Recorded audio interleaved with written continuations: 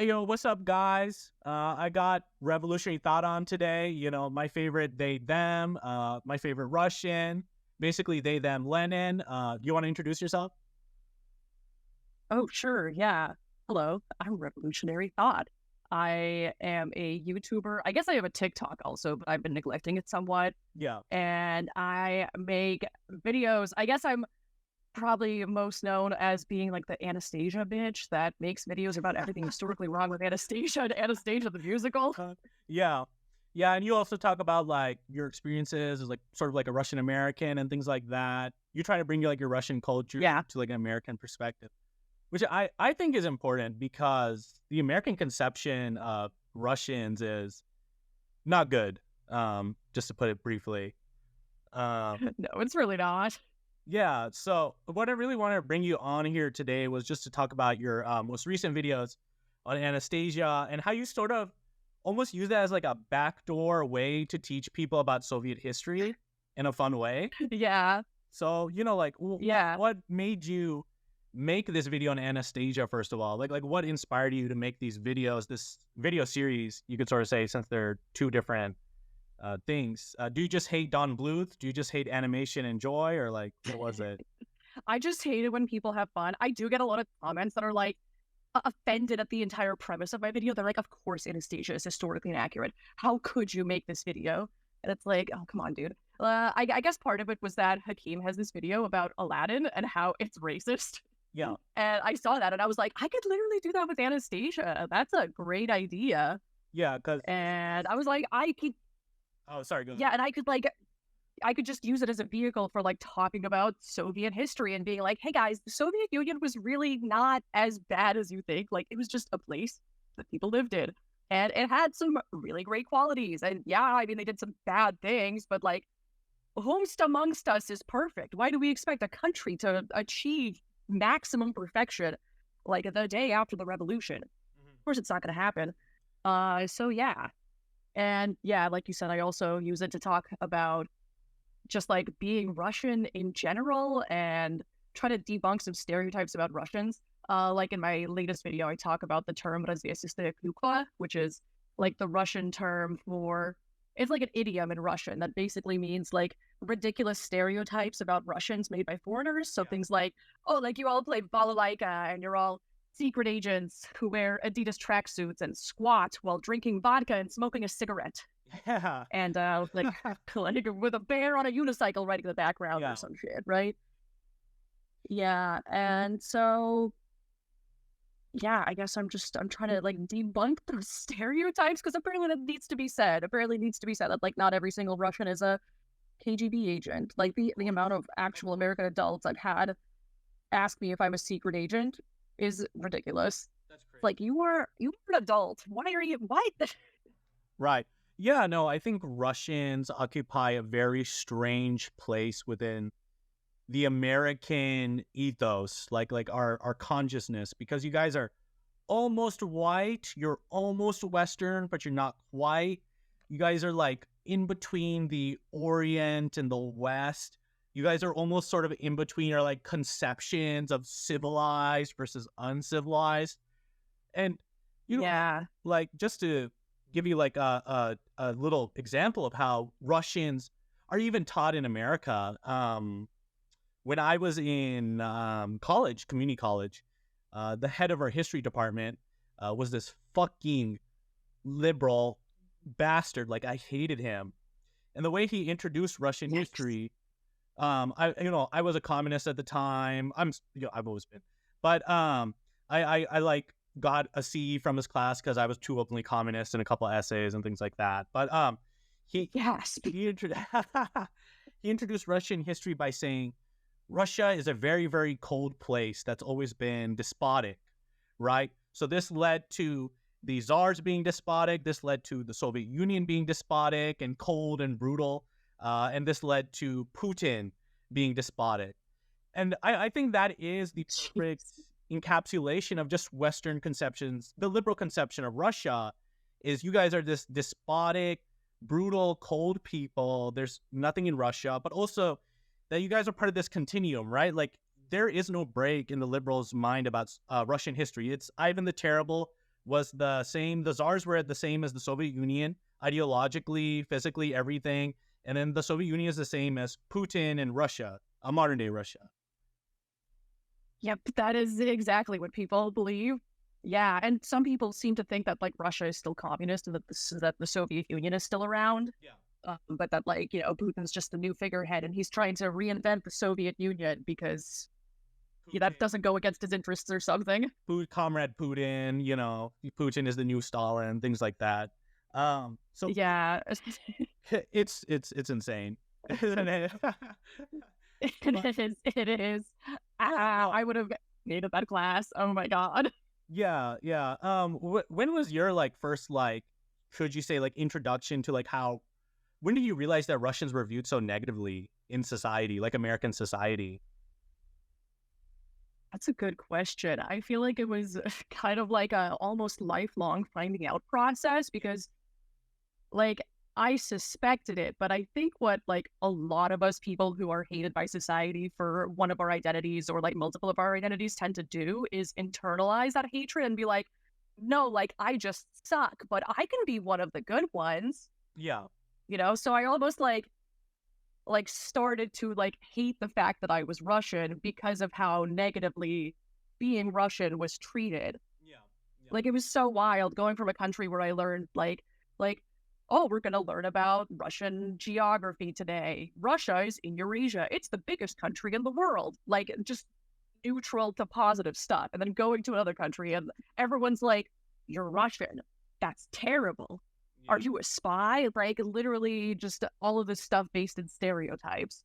So I guess it was like a lifelong finding out process almost. And it was only like within the like probably like 2018 when I like made more Russian friends. Like I have a Russian friend from like pole dance that would like talk to me about Russophobia. And I was like, whoa, you're right. I do experience that. Like people are weirdly racist about it. And like, yeah, like you said, we Russians exist in this sort of like liminal space where we're white and Western, but we're also Oriental. We're Asian. And the worse Putin gets, the more Asian we become, basically. It's very weird. And Don't I yeah, I most it, Americans don't think you can be like racist towards Russians. Like they don't believe that is possible or that even it exists. And of course, it's so Mhm. funny. Like who is white, who isn't? Ukrainians, I think, very recently became white with the Russo Yeah, they definitely did. war. But before like 2014, before 1991, when Ukraine was more friendly to the West. I mean, after 1991, Ukraine sort of balanced Russia and the Western interests. But before 1991, really, Ukrainians weren't white, but they've sort of been encapsulated. Yeah. And the funny thing is, there's no fucking difference between, okay, this is controversial, but there's such a little difference between Ukrainian and Russian culture. It is so immensely similar. It's distinct. I'm not going to deny that, but it is almost like Indians and Pakistanis, right? Like if Americans considered Pakistanis to be civilized and Indians to not be civilized, right? Or let's say Punjabis, right? Right. I'm from Punjab. Punjab used to be part of Pakistan. If they considered Punjabis to be uncivilized and Pakistanis to be civilized and white, that would be crazy for me as a So wild. Yeah. but that's what's happening to Russians versus Ukraine. Yeah. Yeah. It's so wild. And I mean, Russia is like a very diverse nation with a whole bunch of ethnic groups, especially like in the more eastern parts of Russia. Yeah. But I mean, there's all sorts of ethnic groups all over, and Russia has one of like the biggest Muslim populations in the world. Yeah. But at the same time, I think when people like orientalize Russians, it's even Russians that look like me, right? Like for all intents and purposes, when I am in public, I am a white lady. Yeah. I like until someone knows I'm Russian, they just think I'm a regular white, which is why I have gotten comments like literally when I was adopting my cat, this lady was like, oh, pretty litter. Like we got on the topic of pretty litter, and she's like, pretty litter. I see ads for it all the time. It must be funded by Russian oligarchs. Oh my god. Like what? Oh my god. Yeah, Russia. I don't think that anti-Soviet propaganda ever went away. Really, like we still see it the Russians are controlling us. The Russians are trying to interfere with us. They're going to be in Kansas tomorrow. Just crazy things like that. And yeah, I don't know. But since you're here and we are trying to talk about your Anastasia video, could you just briefly summarize the plot of Anastasia and what your like main argument against it is?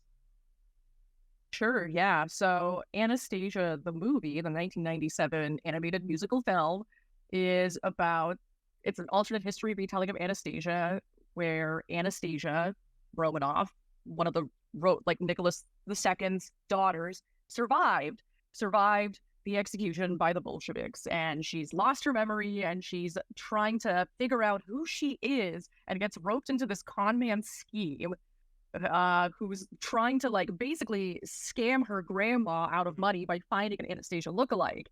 But, she's the real Anastasia, so it ends up working out in the end, and she ends up meeting her grandma and has antics with these guys, Vlad and Dmitri, who are the two con men trying to scam her grandma, and falls in love with Dmitri in the end. And the bad guy in this is Rasputin, the like mystic that was the royal family. Like, he was really close with Terina Alexandra, Nicholas II's wife, because he had magical healing powers and apparently healed Alexei's hemophilia and stuff. But he's the bad guy in this for some reason, because apparently Nicholas II banished him as a traitor. That was kind of a rambly introduction to Anastasia, but I'm sure people get the gist. Yeah, no, I think the movie's plot is wild. Imagine if imagine if the Chinese made a movie about King George's daughter, or even let's say Hitler's daughter. Apparently Hitler had a daughter, and she apparently survived and got hit in the head. Like, not only is it a revisionist history, but it's also a revisionist history for the daughter of such an despotic, evil tyrant. Yeah, it's insane the way and Anastasia came out. Oh, what year did it come out?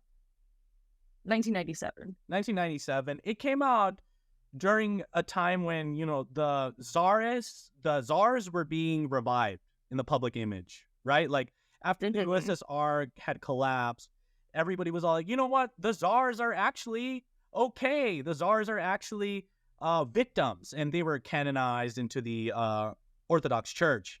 Eastern Orthodox Church, that's right. Yeah, I'm technically baptized as Eastern Orthodox, but I have been to like a single church service in my life. Nice. Do you guys have like Catholics? I recall having like bread that was soaked in wine. Oh, they just combined the two together. Ew, that sounds awful. Yeah, it was really weird. You ate the whole Christ? You didn't eat him separately? Yeah, you eat Christ all at once. You just Yeah, but it's just it's crazy. It's crazy because this is a man who did pogroms against Jews. This is a man who brutally killed workers. This is a man who had a country where the majority of people lived to 40, and he enjoyed opulent wealth. This is a man who sent millions to die in World War I and the Russo-Japanese War. And he's portrayed as a good guy, and so is his daughter. Yeah, and when he was in that basement in Yekaterinburg with his family, he read Protocols of the Elders of Zion aloud to them, because he, despite being the ruler of the entire Russian Empire, was like, oh, I guess there's a secret Jewish plot to control the world, which is so bizarre, because it's like, you are in charge, my guy. Yeah, and even then, you really easily can argue that the Tsar and the whites were just sort of a precursor to fascists, right? Like, so easily they ideologically bleed into fascism. Like the USSR's first fight with fascism was against the Tsar and the whites, right? Like, I truly do believe that. But anyways, we've sort of summarized the movie now. Could you summarize your main points from your video? Sure, yeah. Okay, my main points. I need to remember it now. What can I talk about again? So basically, I mean, one of the main historical inaccuracies is obviously Rasputin and how he did not cause the Bolshevik Revolution. That's a big one, because he's the bad guy in the entire movie. The Bolsheviks are only mentioned during the revolution, which happens during a ball in the Catherine Palace, which is the summer palace, which is not where what they would have been in November when the revolution happened, because the October Revolution actually happened in November. Uh, so like the fact that they used the wrong palace is like such a weird oversight to me. But I mean, I guess I see why they used it because it looks nice. Mhm. Yeah. So Rasputin makes the revolution happen with his magical green demon bat powers. That obviously didn't happen. The revolution happened because of all the things you said about Nicholas II. People were really not pleased with him when he started World War, like when Russia entered World War One. Yeah. People were not happy with that, and he was just not good at like war and tactics. But he insisted on basically being involved on the front lines despite not actually having the skill to do it. And he left Alexandra basically in charge as the de facto ruler. People did not like that because she was not very popular. Mhm. So yeah, there was just a lot of political She was unrest. And in the German, right? meantime, the bullshit. Yeah, yeah, she was. And Yeah, isn't it like people didn't like that she was German? I think that was probably part of it because they were at war with Germany at the time. So I guess that would probably make sense. Sorry for Yeah. cutting you off. Yeah, no worries. Now I need to like remember what I was saying. It's okay, it'll come to me. Um, Rasputin did not start the Bolshevik Revolution. The Bolsheviks did not just randomly invade the summer palace during a ball. yeah. I mean, the Tsar's family was actually exiled from St. Petersburg or Petrograd at the time in the February Revolution, which I think actually happened in March. But in the February Revolution, that's when he was exiled to Tobolsk and when he abdicated. So he wasn't even in power when the Bolsheviks invaded, or not invaded, but like stormed the Winter Palace and seized state power, you know? So So that's a big one. yeah, what do you think are like the biggest overall narrative misconceptions that this movie gives? Like let's say I'm a little girl, I'm watching Anastasia for the first time. What are the biggest misconceptions I'm gonna walk away from it about Russian culture and the Soviet Union? You're going to think that the Soviet Union was a terrible and bleak place. I mean, especially because the entirety of There's a Rumor in St. Petersburg is just people singing about how like bleak their lives are now that the Tsar isn't in charge. And Yeah. especially in the musical. Ooh, they made that version of it of There's a Rumor in St. Petersburg so anti-communist. Yeah. But yeah, if you're a little girl and you watch this, you're going to think, wow, it's so sad that the monarchy was ousted. It's so sad that, Anastasia and her family were all brutalized by the Bolsheviks. But what if this happened? That would be so lovely. It'd be so nice if this girl was a princess. And, who cares about the workers of the Russian Empire? Who cares about them? I'm not going to think about them. I'm just going to think, wow, some girl might be a princess. Right. Right. Yeah, it sort of canonizes the Tsar and his family. And of course, I think Mhm. almost all communists have agreed that like executing the Tsar's children was not ideal. In hindsight, we of course understand why it was done. Like we couldn't let the white armies have like figureheads and things like that. Mhm. Could you actually talk about the mystery, or not mystery, but like sort of the on the history around the execution of the Tsar? Because you mentioned that a little bit in your video. Oh, yeah. Okay. The execution of the Tsar. So after they were exiled at Tobolsk, they were taken to like a few different places before the Bolsheviks took them to Yekaterinburg, to the Apatiev house where they stayed at. And they weren't allowed to speak any language other than Russian to each other because they like all knew several languages because, rich people at the time could do that. Um, and I mean, of course, like the royal families were typically like of multiple different ethnicities, right? Like Alexandra was German, Nicholas II was Russian. She wasn't really good at Russian, so they would speak not Russian to each other. I think like mostly English and French, but don't quote me on that because I might be wrong. Haven't fact checked that. um, but yeah, so they were at the Apatiev house. And in that time, Nicholas II did indeed read Protocols of the Elders of Zion to his family because, he's just really worried about this secret Judeo-Bolshevik plot, which I just need to like touch on that for a moment. It's so wild that people are like, oh, Judeo-Bolshevism, when it's like, okay, so the Jewish people of the Russian Empire had some of the highest literacy rates in the entire Russian Empire. So they were fairly educated, right? The White Army, the Do you need to get Tsar was extremely anti-Semitic. Like, you think they would support the guy that read Protocols of the Elders of Zion to his family? Or do you think they would, do some reading, read some Marxist literature and be like, this Lenin guy is probably onto something? yeah, no. It's just so obvious.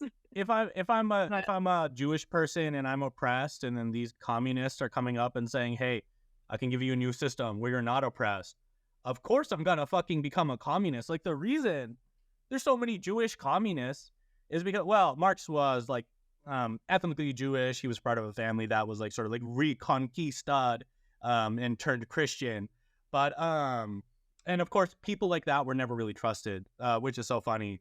It's sort of that dichotomy between Jewishness being an ethnicity and a religion, in the minds of Europeans. But it's just so funny that people think that Jewish people are attracted to communism because they're evil, and not that communism gives second-class citizens within societies a way to liberate themselves. It's just crazy. Um, yeah, but I think that's pretty good. You also made a video on the play, the Broadway play. Was it Broadway play? Yeah, it's a Broadway play. Broadway play. And could you just summarize the Broadway play and sort of just like your main arguments against that? What do you think the biggest misconceptions it gives to average people? Sure, yeah. So I feel like with the movie, the biggest problem is that like all you're thinking about is that the monarchy was good, but there's not really a lot of like, oh, the communists were bad because Rasputin is the bad guy and he, like wasn't even alive at the time.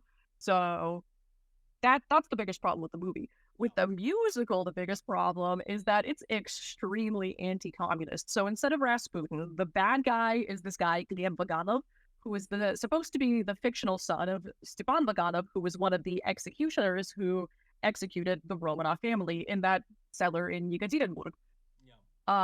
So he's a bad guy.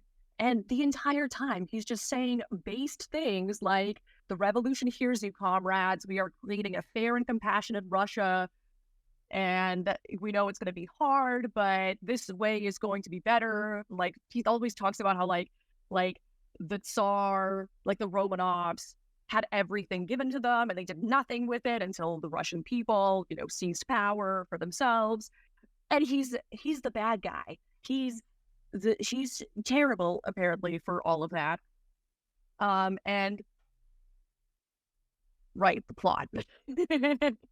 Not an interesting moment right there, but yeah, he's the bad guy, and the entire musical is basically the same-ish as the movie, aside from the bad guy. It's basically Anastasia and her antics with Vlad and Dmitri as they try to get to Paris and meet up with Maria Fyodorovna, Anastasia's grandmother, to like scam her out of her money. But this entire time, though, there is one difference, where in Anastasia the movie, Anastasia does not know about this plot, and when she finds out about it after Dmitri meets Maria Fyodorovna and she overhears the meeting, she's like, "You're a con man and a scammer, I hate you," and like slaps him.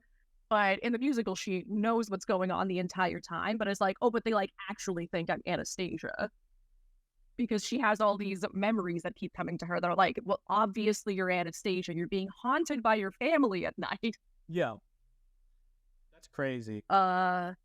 Yeah, it's very wild. And yeah, the entire thing is just so anti-communist. Anytime the Soviet Union is mentioned, oh, I guess in the movie, there is one mention of the Soviet Union, which is when Vlad is filling out or like stamping a passport on the train. You can see that it's a Soviet passport. Yeah. And then later on, when the like train ticket checkers are coming around to like check their papers, he's like, oh, "We have fake passports with blue text. I hate this country." Like, yeah, the Soviet Union's bad because your fake documents won't work.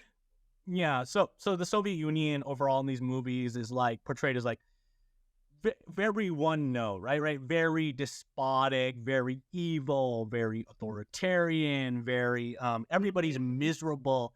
Everybody misses those like beautiful days of the Tsar. Having like parties. Yeah, back when Caviar. wonderful, and nobody was apparently poor or suffering or being forced to be killed in a useless war, or you literally didn't have access to toiletries and like sewage, and so it is crazy historical revisionism. What do you think are like the Yeah. biggest misconceptions that the play gives, though? Or does it give any different misconceptions? Yeah, yeah. I think it's way more anti-communist, and it just makes all of the people of the Soviet Union appear as if they hated the Soviet Union. They didn't want to be a part of this. They wanted to go back because of things like, secret police, a thing that other countries don't have, apparently. It's only the Soviet Union. And because people lived in crowded conditions in one small apartment, like four families living in a small apartment, like 20 people under one roof. Can you believe it? Like, as if that wasn't a thing in the Russian Empire. Like, it basically takes all these things that were terrible because of the Russian Empire, because that was the material conditions that the Russian Empire gave birth to, essentially, and that gave birth to the revolution. So instead of like acknowledging that this has been a problem, this is why people had a revolution. They lived in crowded, unsanitary conditions. They had terrible working hours. It was all just terrible. But let's ignore all of that. No, no, no. They want to go back because the Tsar had parties with caviar. Like, it's very much like we need to go back to when it was better, but it doesn't answer better for whom, Yeah, it's and just assumes that it was written best from for everyone. it's written from an aristocratic sort of perspective. It's not written from a working class perspective. Yeah, absolutely. It's like very just like pro the bourgeoisie and the aristocracy, and that's it. That's it. And if you're not one of those people, who cares what your opinion is and how your life has improved in the Soviet Union? Oh, you're literate now? That's terrible, because what about this girl that's a princess? Now she can't be a princess anymore. Yeah, when I was looking at your video about the play, even the way they set the scenes, right? Like the czars, the backgrounds are very colorful and pretty, and like everybody's wearing like lively, colorful clothing. And then once you get to the Soviet Union, everything's grayscale, and everybody's wearing like very drab, like military uniforms. And of course, the thing is, the things that they're presenting are just inherited from the Russian czar, right? Tsarism. Like the Russia was one of the most least developed countries in Europe. It was about where medieval mode of production. It had a little bit of industrialism, a little bit of capitalist mode of production, but the vast majority of people were peasants who still lived in a medieval mode of production.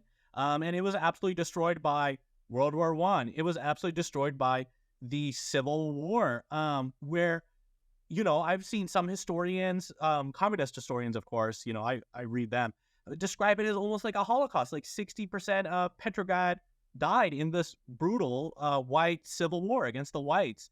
So it acts as though everything was good and great, and that everything became great in the Soviet Union. But whatever was great in the Soviet Union was inherited from that thing you're portraying as great. Exactly. Yeah. Yeah, like the Soviet Union did not give birth to all these terrible conditions. It was all the Russian Empire, and they were trying to deal with it, and they just didn't have the infrastructure for it because, like you said, the modes of production were not really that advanced. They had to industrialize like super duper fast. Super vast, yeah. Yeah, and the party had no control whatsoever in the peasantry, right? Outside of cities, the Bolsheviks had no control. It would take days for people to send things back and talk to people. So this conception of an authoritarian state that's always looking down at you is crazy, because the Bolsheviks struggle to even get control within the rural areas, things like that.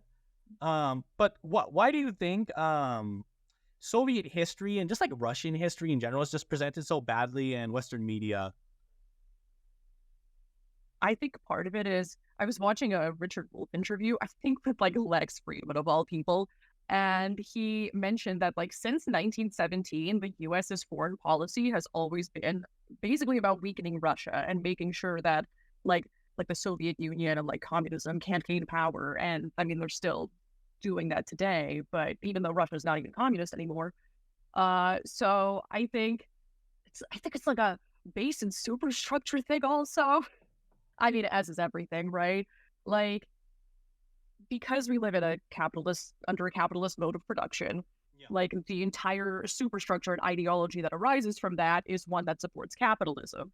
So with that comes anti-communism. So like Russia is, I mean, it was the first like large scale, like countrywide socialist experiment. Yeah. So I guess it was the first example of like, oh, look at these evil communists trying to do the mode of production that we don't have. Oh, that's bad because here in the West we have democracy and all that, Yeah. allegedly. And, very often, Yeah. like, people, like, say, like, oh, you're just a conspiracy theorist for thinking that there's this grand conspiracy to make the USSR seem evil within, like, media. But the thing about a base and superstructure model is that there doesn't need to be a secret backroom deal of people saying, okay, make anti-Russian, anti-Soviet propaganda. It just reproduces itself within popular culture on its own. It's like a self-producing model. If the system is capitalist, then the culture is going to reproduce anti-communist media. Hmm. Yeah, exactly. Yeah, it's not that like, all these boardroom executives are like, okay, we need to produce the most anti-Soviet media, but it's all self-reinforcing. And yeah, yeah, it's terrible. I mean, they actually Everyone's do. so They actually, anti-Russian. they actually do. The State I Department Yeah, that's does true. I mean, like, to a limited extent. yeah, like if you want to make a movie featuring the U.S. military in any capacity, you have to like go through the Department of Defense. Yeah. And then if they like your movie, they'll give you planes and personnel and stuff. Yeah, crazy things like that. Military entertainment complex is totally a real thing. Yeah. Yeah. Yeah. They actually filmed a Marvel movie on a military base near my house, and it was just like, not my house, but my town, and everybody in town was like going like crazy, like, oh my god, Marvel's filming a movie on our Air Force base, and I was just like, man, fuck this shit, like.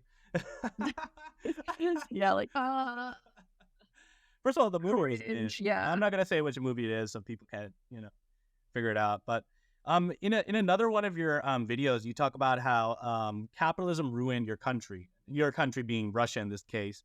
Why do you think that is? Like, do you just hate freedom, or like? I just hate freedom. I hate the West, and I hate democracy. No. No, it's I mean, so the video is like, I mean, like you said, it's about how capitalism ruined my country, and it's very much like a very personal perspective, which I feel like we don't get to hear a lot about that. Like people have made videos before about like the Soviet Union was its illegal dissolution basically like wrecked all of these post-Soviet countries' economies. It was all really bad, capitalist shock therapy, etc. Yeah. And mine is very much like, this is like what I experienced firsthand. I was bored and everyone around me was so depressed. My mom wasn't able to find a job, even though she had this like master's degree.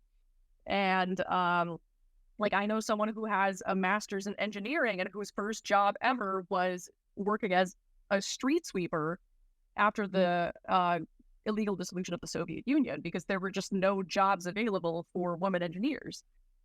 And like my dad lost his job placement at a research lab. He was working on like nuclear fusion or something, which is like extremely like fancy and would have probably yielded like amazing results if he was able to continue working on that. I feel like it's just so sad to me how so much science and so much research and culture and art was lost. And like I also talk about how it feels like culture almost came to a standstill. Like there were still like Soviet artists and musicians and stuff that were still, doing their thing, making music and whatever in the Russian Federation, but it seemed like there just wasn't as much music or art or movies coming out. Like most of everything that I saw on TV was like American or like Japanese anime, like Anime. it was, yeah, yeah, there was anime. The legal dissolution of the USSR wasn't that bad after all. If you guys got, They got anime. We yeah. yeah, I got to watch Sailor Moon. Can I have done it in the Soviet Union? No. But So, honestly, maybe I could have. I don't know. so you were born about like a year after the USSR was illegally dissolved.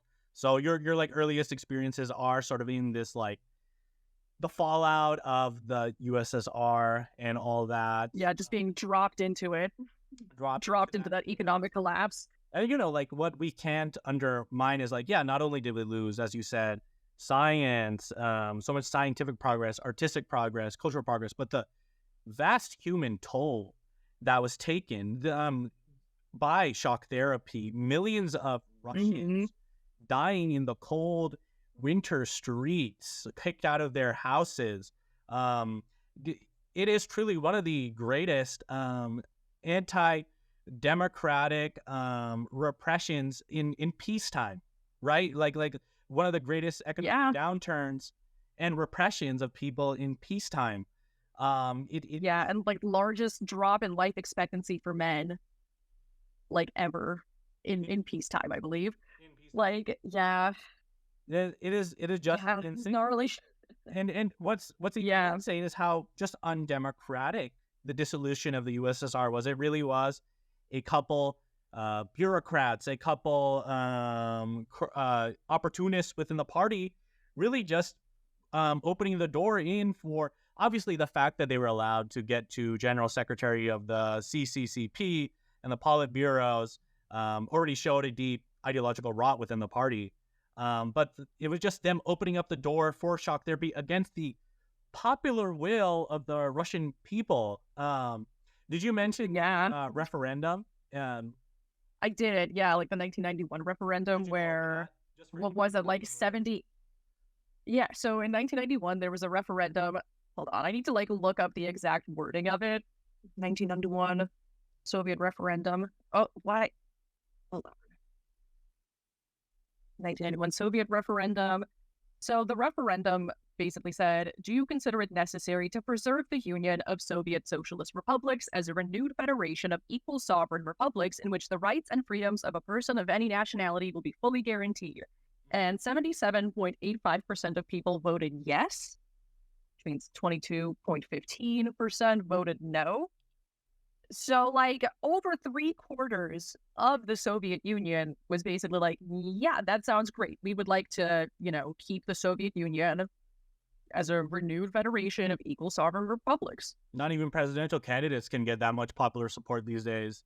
I don't think so. Right? Yeah, that is insane. Right. So it just speaks to how undemocratic the dissolution of the USSR is.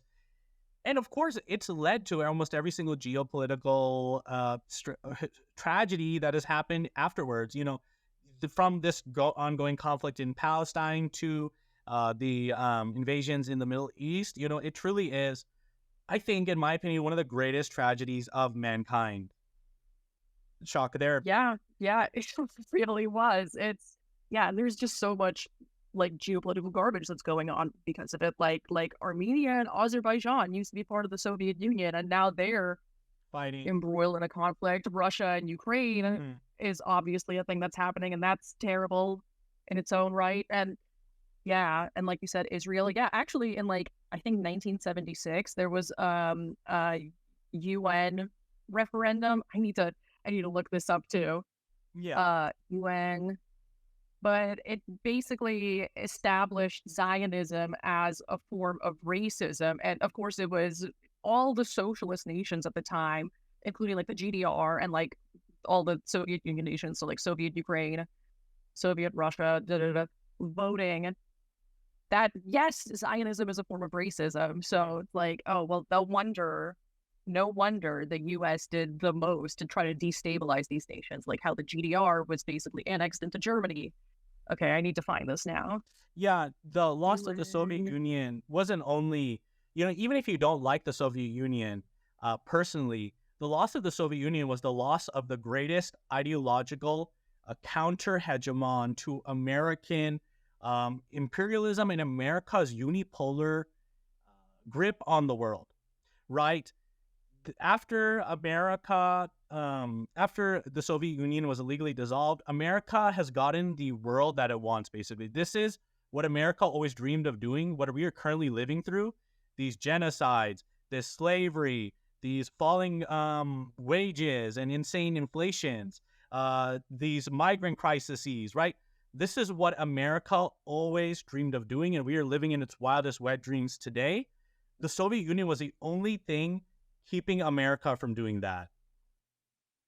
Yep. Yep. Yeah, we did an end of history capitalism one, and isn't it great, guys? It's not. Okay, so it's United Nations General Assembly Resolution 3379, and it was in 1975.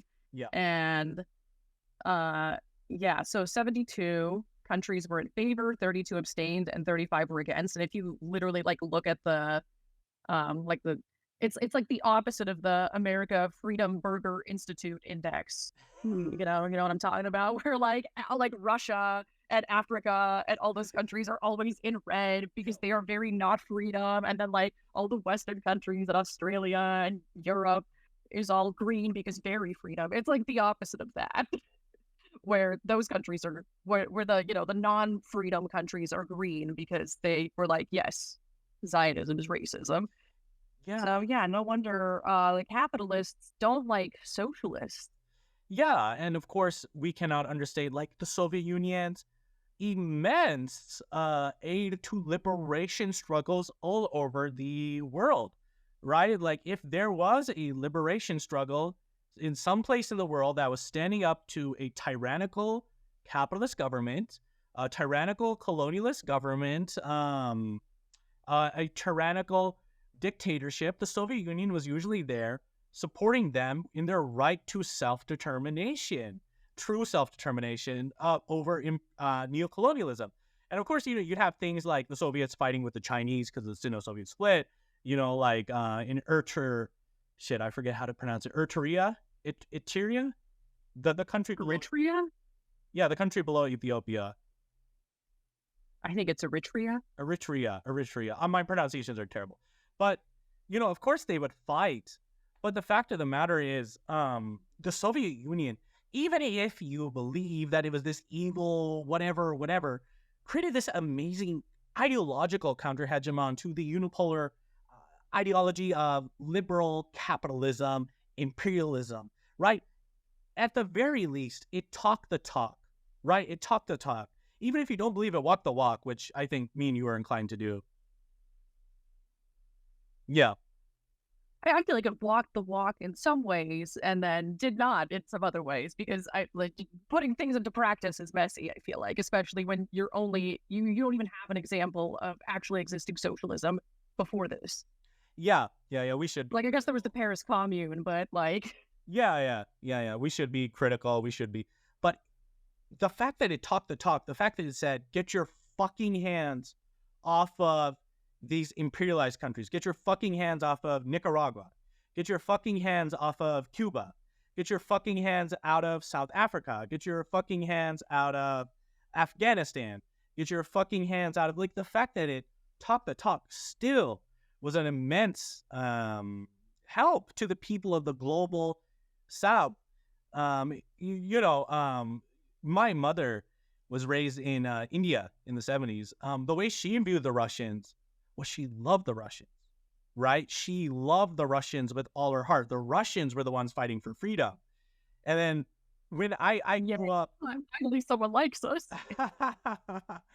And then when I grew up in America, my conception of Russians were, they're just the bad guy in the movie, right? Like, that was how I saw Russians. Like, they're just these guys with funny accents who are always, like, fighting, like, James Bond or, like, Phineas and Ferb. Like, I don't know, just, like, the evil person in the movie. And so it really speaks to the two views of Russia. In either you are in the exploited side of the world and Russians were on your side, or you are in the exploiter side of the world. And in the exploiter side of the world, they were just these evil people who were doing this for no reason. Yeah, like in every TV show ever, or not every TV show, but like Stranger Things. Like I could not finish Stranger Things because they were like, the Russians are the bad guys. Yeah, yeah. Of course. Speaking of that, why do you think Russians are just the boogeyman? Like, why do you think they are our boogeyman, even after the USSR has fallen? I mean, I think part of it is that because a lot of us Russians just look like regular white people, and some would say that we are regular white people. I feel like I exist in a weird liminal space personally, but it like people get away with being racist towards us because of that, because it's like, well, I mean, it's just like making fun of the French or the British or something when it's really like not exactly the same thing. I think that's part of it, but it like because we're basically white, it's okay to hate on us and not be called out for being racist. Whereas like nowadays, I feel like if you make a movie where like the antagonist is some like Arab guy named Muhammad and he wants to do a terrorism, I feel like people would rightfully call it out on being like, guys, this is just racist stereotypes. What are you doing? And I mean, I think part of it is also just momentum from the two Red Scares and the Cold War and anti-communism and basically just that entire mess. Right, right. Like we're still in that ideological stranglehold from the Cold War, you would say. hmm Yeah, and it worked really well. And I feel like COINTELPRO worked really well because there's just this like anti-Marxist Leninist strain within the left, like the Western left today. Oh my God, I just finished reading Vincent Bevan's If We Burn. And like he talks about how like in the new left, a lot of people were opposed to hierarchies and opposed to like having a rigid structure in their organizations because they were like, oh no, if we do this, we're going to end up sending people to gulags. It's going to be just like the Soviet Union, which, I mean, that's really silly because hierarchies are extremely effective. Oh, You can use them for good. yeah. Could you Um, read on that? Hierarchies being effective, like why you think they're effective in the left? yeah.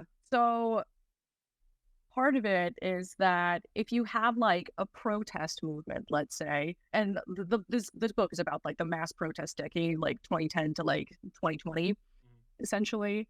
Um, so if you have like like a protest that is horizontal and unstructured and anyone can join at any time, then you basically end up with this like mishmash of ideologies and no one really agreeing on what the protest is about, which kind of opens up a power vacuum so that some power that is organized. So in a lot of like global South nations, it's going to be like Western NGOs, for example, or like Western funded groups of some kind.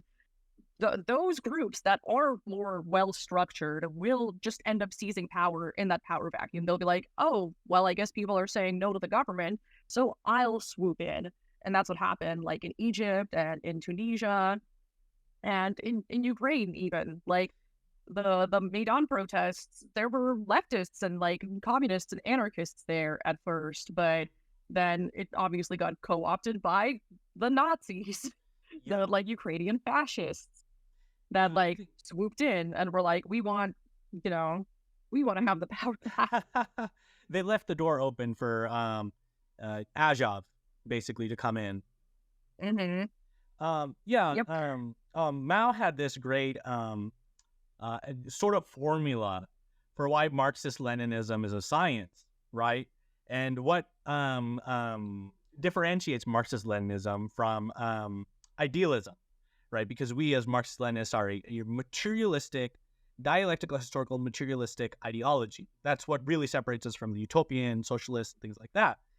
And so, what Mao said was the way that we arrive at right ideas is that man exists in a material world, right? Material world shapes our thoughts, right? And our ideologies are just the best way to describe the world around us as best we can. And so what man does is we go from step 0, observe the material world. Step 1, think, form an ideology after observing everything around you. Step 2, change it through practice, make that ideology a real thing through like revolution, practice, organizing. Step 3, learn lessons from the practice. And of course, your practice is going to change the material world too. And then step 4, go back to the original, start observing again. You've changed the material world. The material world is new now. Observe it. And I think that's what happened in the communist movement, right? Marx and Engels had these ideas. They thought, oh, revolution is going to happen in Western Europe, and we might be able to elect in communism or some kind of socialism or something like that. And that failed. And Lenin observed that, and he brought it to the age of imperialism, and he came up with the idea of a hierarchical vanguard party that is disciplined and doesn't get spread out too thin and distracted. And he won. And then the USSR came. But the USSR made mistakes like not focusing more on workers than peasants, let's say. And Mao came along and he observed that, and he made the revolution with the peasants, right? Like, it's this ever evolving practice, look back, practice, look back.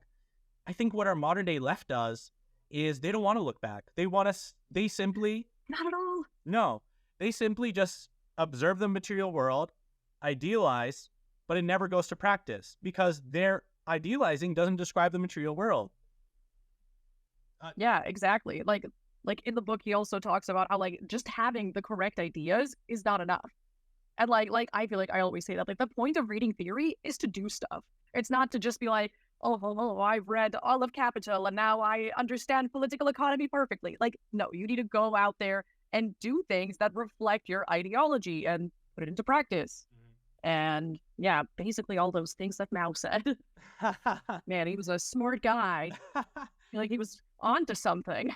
I think Mao probably just described dialectics the most beautifully, right? Like, he described like these very complicated things very beautifully.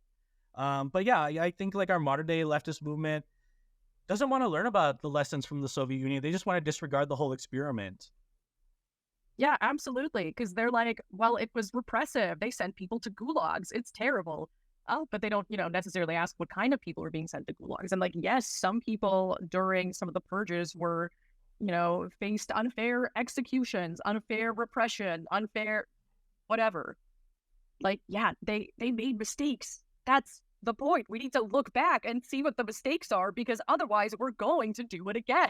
Yeah. Because we're going to go into this thinking that, we can have this perfect revolution where no one's going to be repressed. We're just going to abolish prisons immediately or something, right? And like, I do think that prisons should be abolished eventually once we have a classless, stateless, moneyless society. I feel like that's ideal. I feel like they're not particularly effective, but I just like lost my train of thought.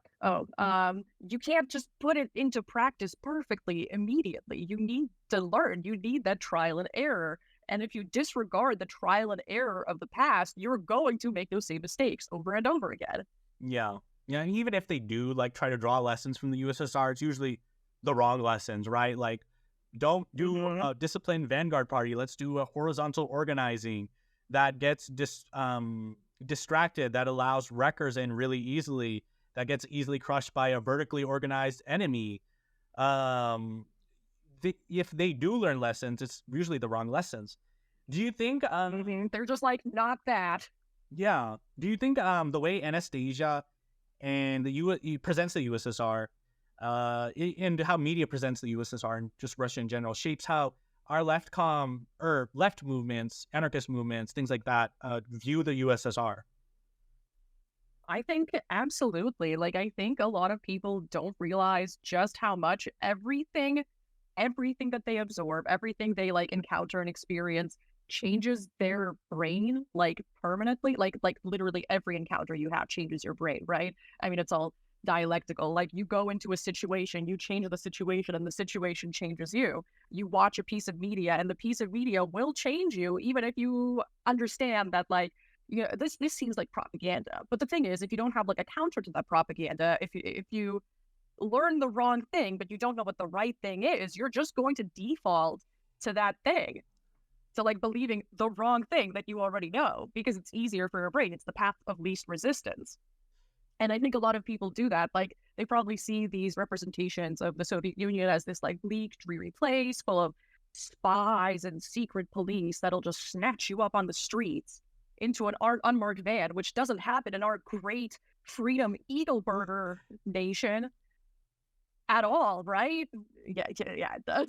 But like, Like they see that and they're like, oh, like this is uniquely bad. There's something uniquely bad about the Soviet Union. I mean, this is probably propaganda, but yeah, the Soviet Union is uniquely bad. And they just internalize that messaging and then like reproduce it in their like analysis and their learnings of the Soviet Union. Like they're basically just looking for bad things to hate about it because they've been taught that it's a bad place that you should hate.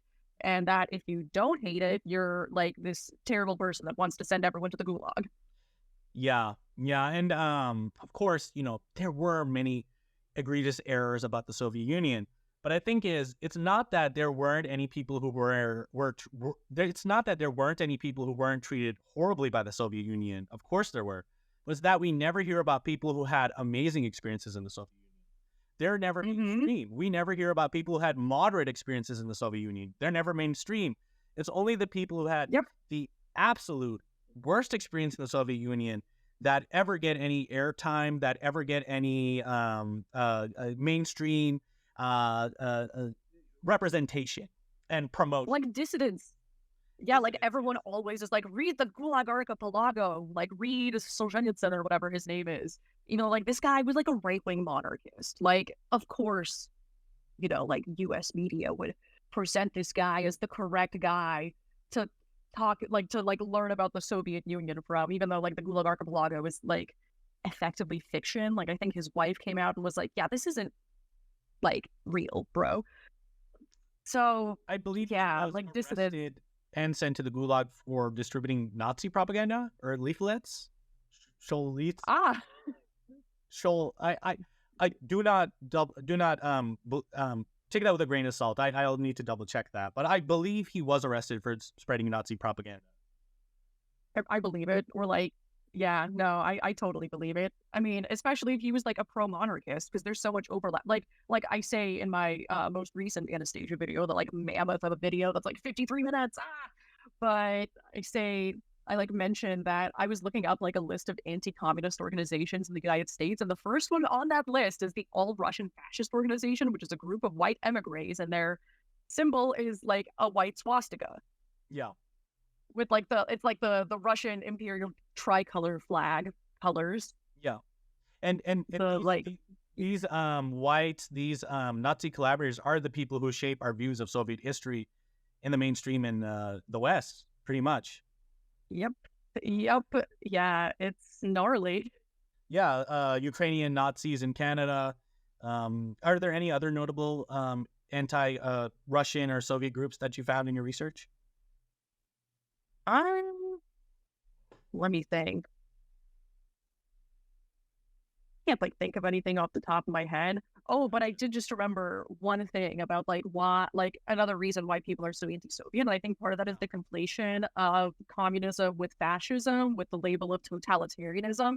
Like, oh well, they're like basically the same thing, but like one is left wing, even though we never actually learned that communism is left wing. We just hear that it's totalitarian, like the Nazis. Yeah, And they both yeah. have that in common, even though they have different systems, but somehow they ended up at the same thing because of horseshoe theory or something. Yeah, if anybody ever does like a serious study of Marxist Leninism and like class relations, they realize that fascism is in fact the exact opposite of Marxist Leninism. In fact, fascism is 100 times more similar to liberalism, Americanism, Mm-hmm. Westernism than it is to the USSR. I also think the way that our modern day left organizes itself is so we can't be the Soviets. We have to look good in front of Americans. We can't be those evil Russian totalitarians, right? Like we can't be the scary commies from the movies. We have to be horizontally organized. We have to be no authority because I don't want to be like Stalin. I don't want to be like Gulag or Archipelago. But their fear isn't based in reality whatsoever. Yeah, exactly. Like, we do not live in Russia in the 1900s. It is not like 1917, and we are not going to storm the Winter Palace. We have completely different material conditions. So even if we apply Marxism, Leninism to our conditions, we literally cannot end up with the Soviet Union. It's literally not going to happen that way because this is a different place. The people here are completely different than the people of the Russian Empire in the 1900s. Yeah, the Soviet Union And was birthed out of, I would almost say the Soviet Union was birthed out of a post-apocalyptic society. yeah, yeah, And it I came, feel like, yeah, like I imagine if people really felt like the world was ending because this was the first ever world war going on. So, yeah. and yeah, and it carried all the contradictions of that post-apocalypse, that complete destruction. That's what I feel Hmm. like. And of course, the Soviet Union was balancing four modes of production, right? It was this pseudo-capitalism, it was feudalism, it was the introduction of markets to the peasants, and then it was aristocracy, right? Like there were these four main theoretical and ideological and economic trends that were all trying to compete when the USSR was trying to, and these groups trying to compete when the USSR was trying to uh, close its contradictions. Um, that is to say, this was the world's first socialist experiment. Could you talk about how the Soviet Union was actually a lot more democratic than people think? Yeah. So I think one of one of the worst things about capitalism, and like by definition, this is what capitalism is, was the fact that it's the private ownership of the means of production, which means you're basically beholden to like one guy or like one board of directors or whatever. Like you're basically beholden to some outer authority at work. You have to, I mean, like in a way, the Soviet Union had that too because you had to like be at work on time. Ridiculous. How dare they have standards?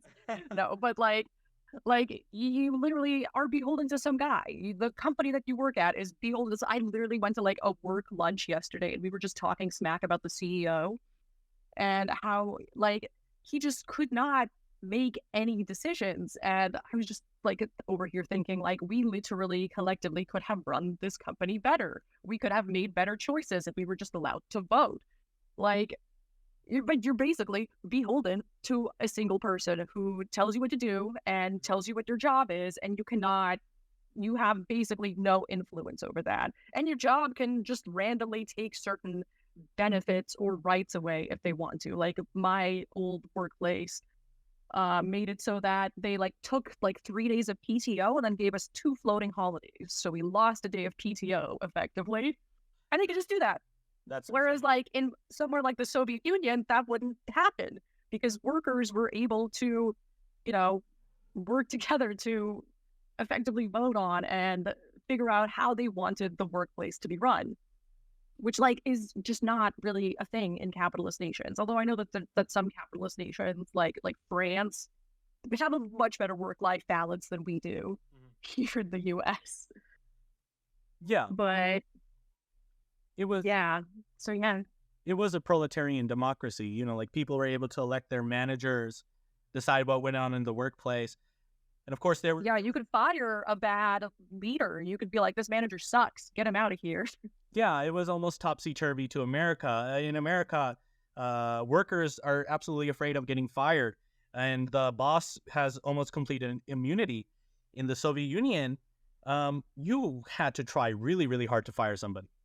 You had to try Yeah, it was absolutely. really hard. They had to be an absolute piece of shit, and everybody had to collectively agree, "Fuck this guy, get him out of here." Basically, and Yeah, managers could be gotten rid of just by an annual meeting where workers would confront them, say, "You're not meeting our demands, you're not meeting our production goals," things like that. Get out of here. We're going to elect somebody new through the trade union, which would run the workplace. Now, of course, the Soviet yeah, Union, that's so nice. yeah, of course, the Soviet Union had parts of its history where it was more democratic than others. Rights would be taken away during like the war periods, the Civil War and World War II specifically. But it was an amazing proletarian democracy that we're never told of. We're never told about how workers could fire their bosses in the trade unions. We're never told about how it was one of the first societies to do affirmative action for minorities, make sure that Hmm. minorities' languages were preserved, make sure minorities got educations, working with minorities' local economies, like indigenous people's economies. No indigenous group has benefited from capitalist restoration in Eastern Europe. Everything has gotten infinitesimally worse for them. Yep. Yep. Yeah. And yet people are like, Ukraine recognizes their indigenous people. Let's Such an empty, not. which is such an empty, because the Soviet Union both recognized them culturally with regular cultural exchanges, but also economically, investment-wise, physically. Hmm. Indigenous people could get educations in their languages. Indigenous people could go to college. Nowadays, most Russian indigenous communities are in deep, deep poverty. And whenever indigenous communities are talked about in the Soviet Union, it's Russification, it's the deportations. And of course, that did happen. We can't deny that. But we're never told about the positive, the moderates, our conception of Russian history. Yeah, like the fact that like we shouldn't compare these nations also, or like these like Soviet republics to like the West, right? We should compare them to the countries that are near them. So like for like Armenia, Azerbaijan, like the Caucasus, you would compare that to like Iran, for example, and like Soviet like East Asia, you would compare that more to East Asian countries, not to like Western Europe or the US. So, like, if you judge it by those standards, the Soviet Union made the standard, like the living standards, so much better for all of the indigenous groups in those regions, in those areas. And another fun fact, so typically with like immigration, what tends to happen is that people from like rural areas migrate to, or let me start that over. So, like with colonization, what tends to happen is that people in colonized nations will move to the colonizer nation because they're like, well, this colonizer destroyed my nation. Now I have to go somewhere. And this is the only place where it's stable because the colonizer can't destroy my nation. They can't colonize my nation when I'm inside of the colonizer, right? Uh, in the Soviet Union, there was actually more immigration from like the Russian, like the Russian SFSR to the like Yakutia, for example, or Dagestan, or all of these like other Soviet republics, which kind of suggests that there was not really a colonial relationship there. Um, although I did learn recently that apparently in a lot of these groups, or like in these nations where Russian was not the primary language, it was seen as like intellectual and like well regarded to speak Russian. So I think the Russification was mainly just like that. Right, right. And, when we, of course, there's a lot to criticize the USSR for, like in terms of how many groups were treated, right? Like nobody's saying what happened to the Crimean Tartars or the Volga Germans or the Ingrid Finns is great and based and we should repeat it, right? Like nobody Yeah. is trying to repeat that. But when you look at the time period that the Soviet Union was doing affirmative action, when you look at the time period where the Soviet Union was giving indigenous groups semi-autonomous republics where they had affirmative action in government and were able to elect their own people. If you look at the time period in which the Soviet Union was just supporting these minorities, giving them educations, things like that, it was a time period where globally, Black people were segregated from Americans, like white people. Black people were not considered human beings, and most of the people of the color of the world were not allowed to rule themselves. They were considered too savage to be able to have any semblance of self-rule. And the Soviet Union was the only country saying, you are human, you deserve self-rule. And I think that is just, it was immensely progressive for its time, in its context. Yeah. I mean, we shouldn't criticize it, no, but we should also contextualize it. Yeah, exactly. Yeah. And we can we can talk about the good things without okaying all the bad things, which is how so many people, especially on the internet, tend to treat it. They're like, oh, you said a nice thing about the Soviet Union, so you think it's good that they deported all the Crimean Tatars. Yeah. And they like people especially love to use that against me because my dad's side of the family is from Crimea. So they're like, oh, you're just a Russian colonizer, even though like it's not colonization to move like 30 miles from the place of your ethnogenesis. Right. And something else that they also ignore is that uh, Crimea was part of the Ottoman Empire before it was part of the Russian Empire, and the Tatars would go into Russia and the Polish-Lithuanian Commonwealth and kidnap like Slavs to use as slaves effectively. Oh, I think that might be why we're called Slavs. So but people don't like to like mention that, and it's a lot easier to just be like, no, Russia is just colonizing everything. Oh, I just did a thumbs up, and it made a thumbs up above my head. Do you see that? I did see that. Yeah, it's interesting. Do you want to talk about more about obviously your I didn't realize your father's from Crimea, but do you want to talk about like the whole situation with Crimea in modern day Russia? If Sure. you're comfortable with that? Yeah, this might be controversial, but yeah, so my dad is from Crimea. I grew up knowing that my dad is from Ukraine because he was born in the Ukrainian SSR.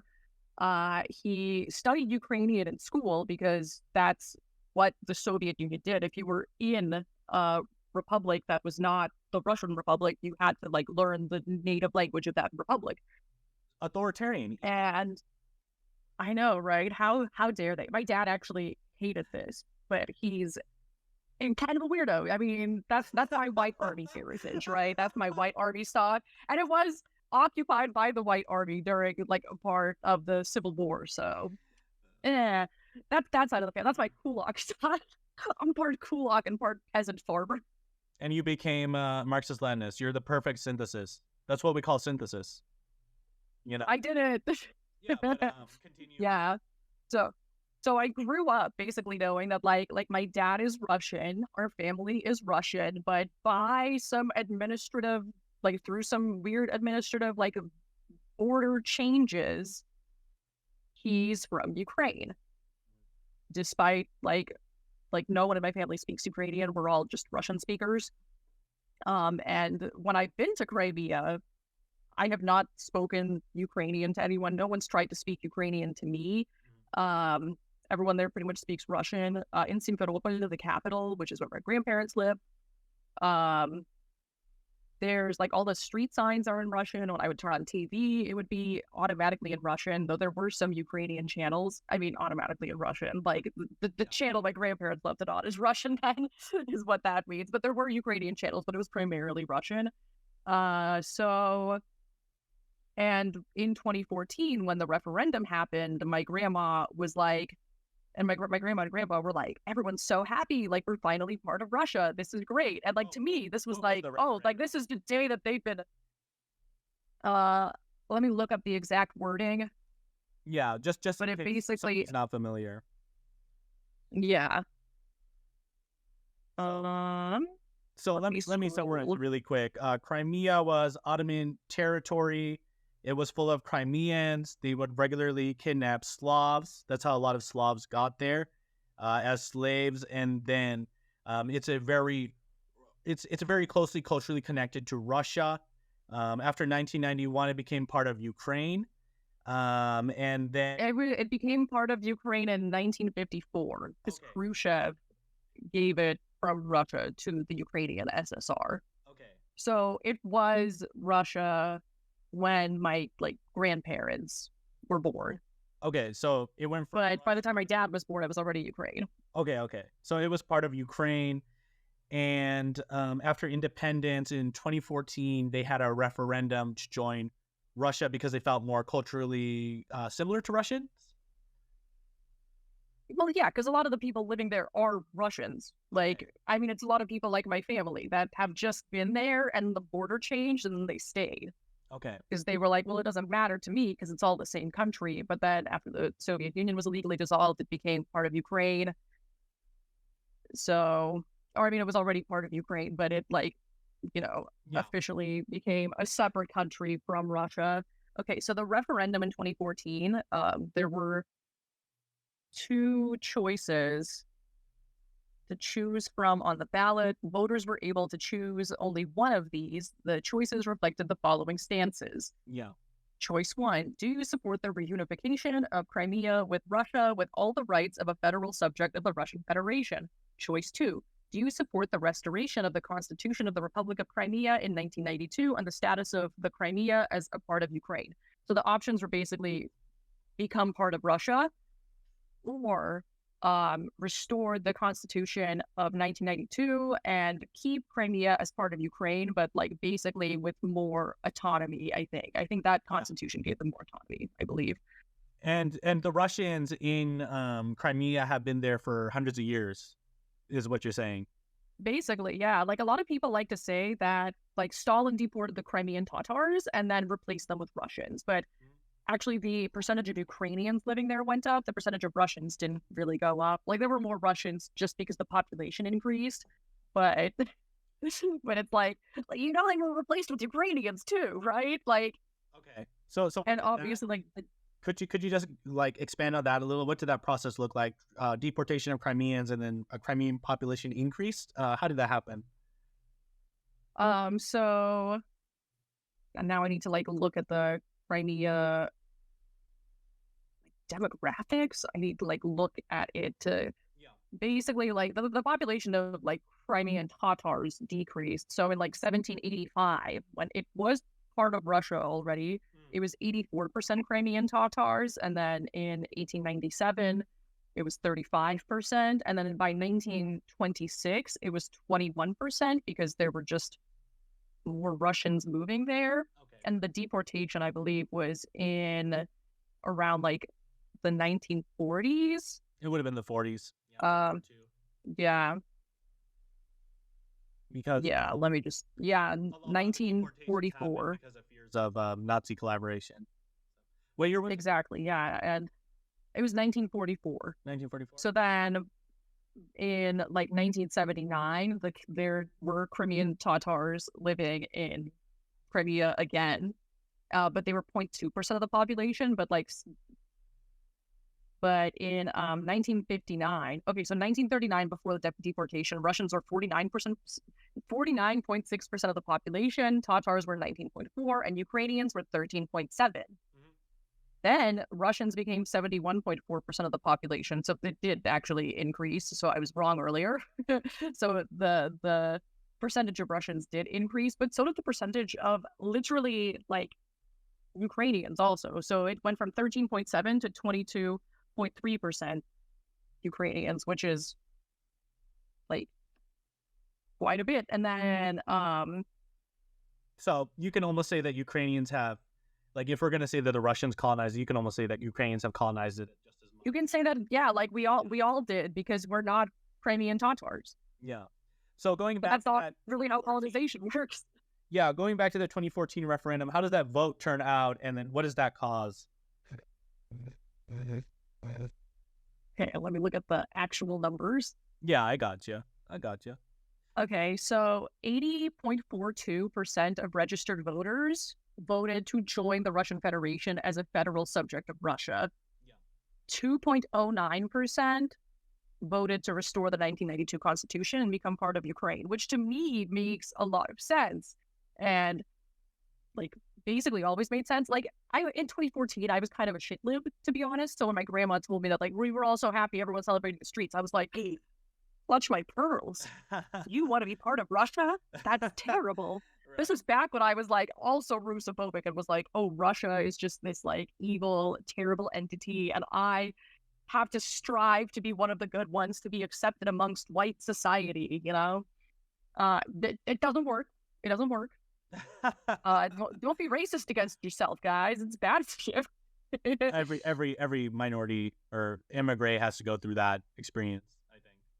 Right, that process of being like, oh no, I'm not just a regular white American wasp. What do I do? And then so everybody was celebrating, and then what happened that caused a conflict, because I'm not that educated on it. So since you have personal family, I think this would be great if you could just inform other people who aren't educated about it like me. Yeah, I feel like this is like something that I would need to do more research on because I don't have like a solid like timeline of like events that I can point to. It's for like, I mean, from my family's perspective, it just became part of Russia, and now everyone's happy, and they have better plumbing and like a bridge that goes to the Russian Federation and So your family's all actually this stuff. doing a lot better with Russia than they were with Ukraine. Yeah, if you like, even if you like look up articles now in like liberal media, a lot of them will corroborate this fact and say that like while there were, you know, there were actually like a lot of Crimean Tatars were opposed to joining Russia, but now like at least 58% of them support being part of Russia because Russia has invested like billions of dollars into Crimea. Like it's literally just a Russia has improved the material conditions. So people are like, oh, wait, I like having my material conditions improved. This is actually pretty dope. Which, like, people care about living comfortable lives. I Yeah. feel like this shouldn't be surprising to people. Like, they care more about living comfortable lives than like sticking to some like ideological pro-Western, pro-democracy, heavy quotations Right. on, pro-democracy sort of like ideal. Um, yeah. Yeah, and the So conflict yeah, everyone's gonna want Russia and Ukraine had in what year was that? that. So that I think the Maidan protests were in 2014, 2013 to 2014, Those were which I think it was right after that Crimea. Ooh, yep, November to February, and then in March, Crimea joined Russia. And I feel like a lot of people out there are like, this was a total war crime and so terrible. right. And yet Putin did it so easily. And it's like the reason that it was easy is because most people were just like, okay. And I think a lot of people like don't care who's in charge as long as they're getting their material needs met. Yeah, Like, yeah. like I Especially feel when there's a lot of they people. especially when they feel already culturally connected with Russia.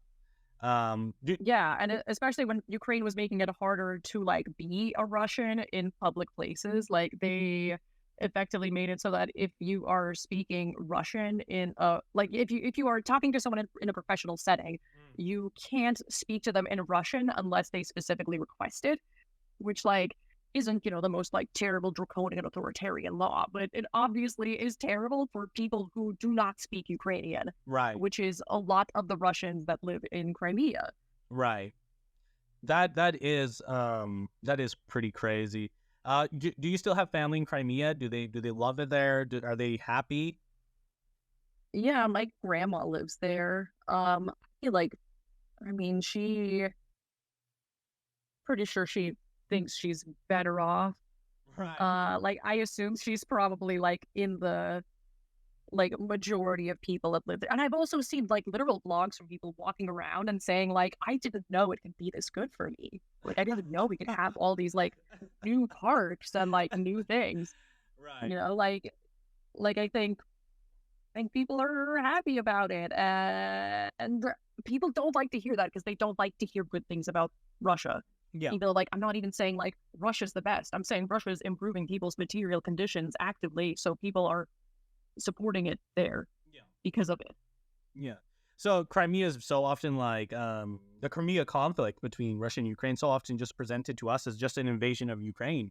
That was completely Yeah, uncorroborated by Russia. They just hated Ukraine and they're doing that Soviet evil Russian imperialism. and they're just stealing land. Yeah. They're committing a land theft, and the like not exactly. Yeah. And from what you're telling me, most people actually are happy to be part of Russia. Your grandma wanted to be part of Russia. And in fact, they are doing better in Russia than under Ukraine.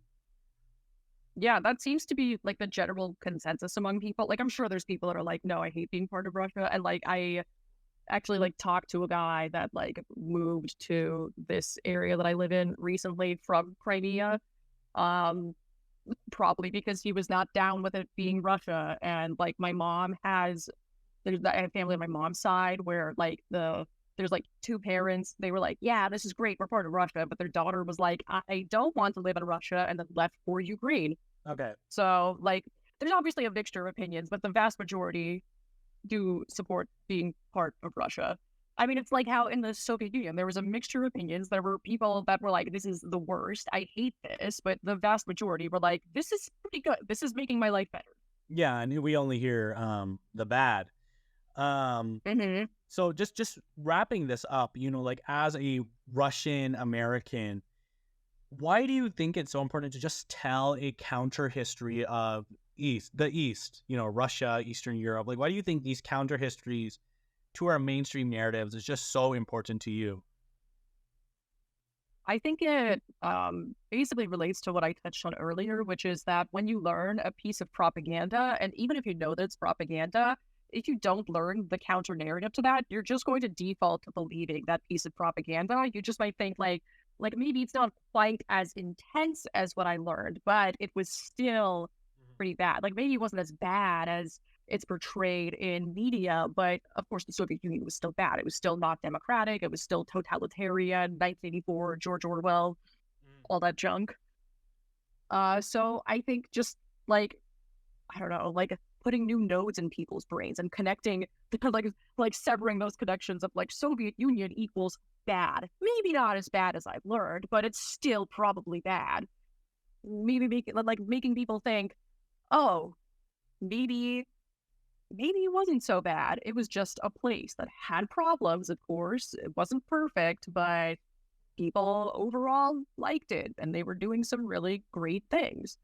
Um, and I think part of it is also like what we talked about with like the new left and how they try to be like how they try to structure their organizations as like basically the opposite of the Soviet Union. Like, no, we don't need a disciplined vanguard party. We need very horizontal, not hierarchical. Everyone is a leader type of structure. Like, I think presenting the Soviet Union in at least a neutral light, if not positive, I think I try to go more neutral personally. But some people are still like, you think that they did nothing wrong and you think the deprogramming of the Crimean Tatars was good. Like, no, I literally don't. Even the Soviet Union in later days didn't think it was good and was like, hey guys, actually come back. But then they couldn't finish that task out because the Soviet Union was illegally dissolved. So Yeah. Um, No, but no, go ahead. oh yeah, I think I was just gonna say, but I think it's good to just counter that narrative that like no, actually having like discipline and having a hierarchy and structure in your organization is not going to make you be sending people to gulags. Like that's not like a necessary fact of that. And if you like really look at the Soviet Union, you can see that despite the fact that like yeah they sent people to gulags, some people were unfairly sent to gulags, etc. Right? Despite that fact, they improved people's material conditions so quickly, and they did it through discipline and through having a disciplined vanguard party. Like guys, we can. They already did this. We already have the blueprint. Come on. Right, right. And we just need to learn the right lessons from the Soviet Union, not the wrong lessons, which I think a lot of Mm-hmm. our left is doing because of what you mentioned before, COINTELPRO, things like that. What I was going to say is that I'm in the historiography field. Obviously, my bachelor's degree was in history. I'm not an expert on Russia or Eastern Europe, but whenever I try to use, or anybody tries to use a pro Soviet Union, Soviet source, liberal historians and people who are pro-liberal always just want to poke holes in it, right? But the thing is, the liberal narrative of the Soviet Union and the pro, you can call it sort of pro or neutral, whatever you want, the other perspective of the Soviet Union are both built on the same exact amount of assumptions, right? That this source is correct, that this first-hand account is correct, that this first-hand account should be interpreted this way, that this second-hand account is correct, that this second-hand account should be interpreted this way, etc., etc. And I think just by providing a counter hegemonic view of the Soviet Union, even if you don't go away from your videos, which are wonderful, by the way, even if somebody doesn't go Thanks. away from your videos thinking, yeah, Stalin did nothing wrong, the USSR did nothing wrong, which you aren't even trying to do, we can at the very least, by providing a counter history to the USSR, show that there were many successes, and we should learn from the lessons of the Soviet Union, both the good and the bad, the successes and the failures. And if we don't get the successes presented properly, we can't learn from them. And if we don't get the failures presented properly in a nuanced light, we end up like the horizontally organized left. Exactly. Yep. Well said. Yeah. So yeah, just if we want to wrap it up, guys, absolutely go check out Revolutionary Thought. Her series on anesthesia, both the musical and the movie, are up on YouTube right now. Do you have any final words? I haven't thought this far ahead. Viva Lenin. And where can people best find you? On YouTube, Revolutionary Thought. Thought is like thought, like a hoe, you know, like a thought, but with a zero. So TH0T.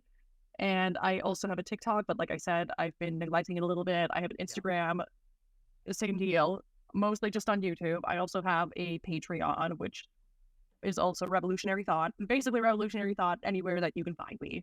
Guys, go give Revolutionary Thought money. Go give her views. Go watch her newest video on the Anastasia Broadway. And yeah, thank you so much for joining me today.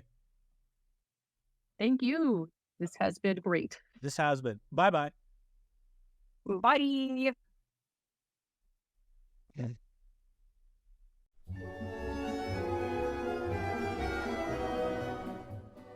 This episode of the Pokepreet Pod has been brought to you by our generous members on our Patreon.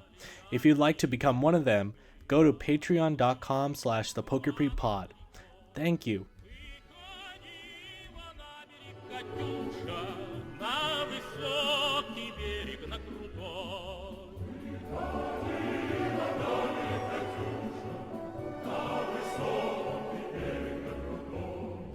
What the fuck? Glory to Stalin. I barely... And a special shout out to our Marshal of the Soviet Union member, Matthias T. If you'd also like a shout out, please consider subscribing to our Patreon, where you can also get episodes up to a month early. Thank you.